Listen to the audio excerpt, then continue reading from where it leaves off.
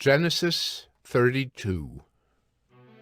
Jacob went on his way, and the angels of God met him. And when Jacob saw them, he said, "This is God's camp." So he called the name of that place Mahanaim. And Jacob sent messengers before him to Esau his brother in the land of Seir, the country of Edom, instructing them, "Thus you shall say to my lord Esau, Thus says your servant Jacob, I have sojourned with Laban and stayed until now. I have oxen, donkeys, flocks, male servants and female servants. I have sent to tell my lord, in order that I may find favor in your sight." And the messengers returned to Jacob, saying, "We came to your brother Esau, and he is coming to meet you, and there are 400 men with him." Then Jacob was greatly afraid and distressed. He divided the people who were with him and the flocks and herds and camels into 2 camps, thinking, If Esau comes to the one camp and attacks it, then the camp that is left will escape.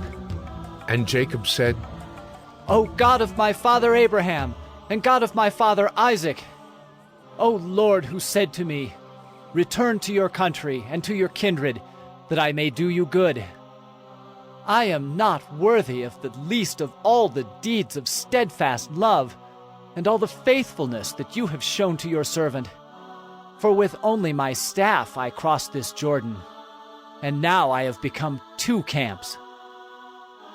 Please deliver me from the hand of my brother, from the hand of Esau, for I fear him, that he may come and attack me, the mothers with the children.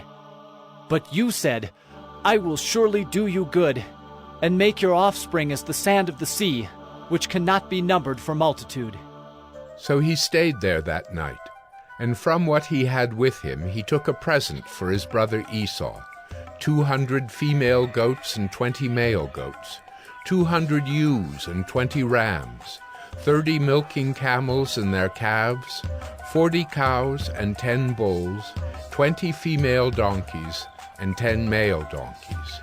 These he handed over to his servants, every drove by itself, and said to his servants, Pass on ahead of me, and put a space between drove and drove.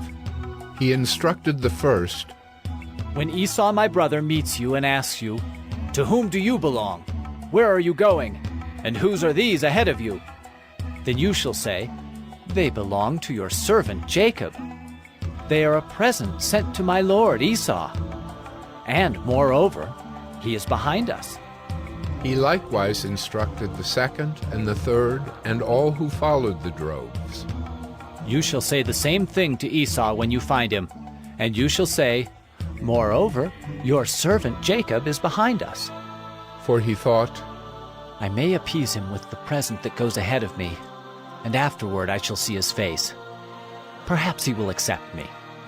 So the present passed on ahead of him, and he himself stayed that night in the camp.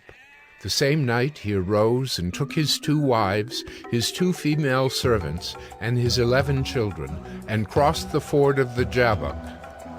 He took them and sent them across the stream and everything else that he had, and Jacob was left alone. And a man wrestled with him until the breaking of the day. When the man saw that he did not prevail against Jacob, he touched his hip socket, and Jacob's hip was put out of joint as he wrestled with him. Then he said, "Let me go, for the day has broken."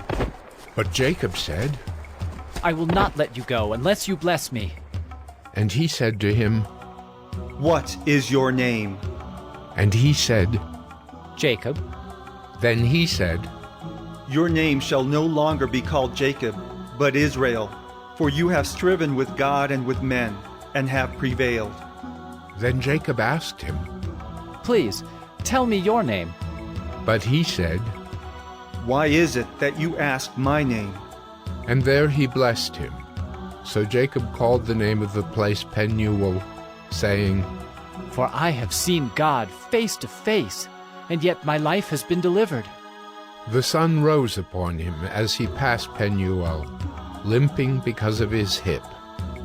Therefore to this day the people of Israel do not eat the sinew of the thigh that is on the hip socket, because he touched the socket of Jacob's hip on the sinew of the thigh.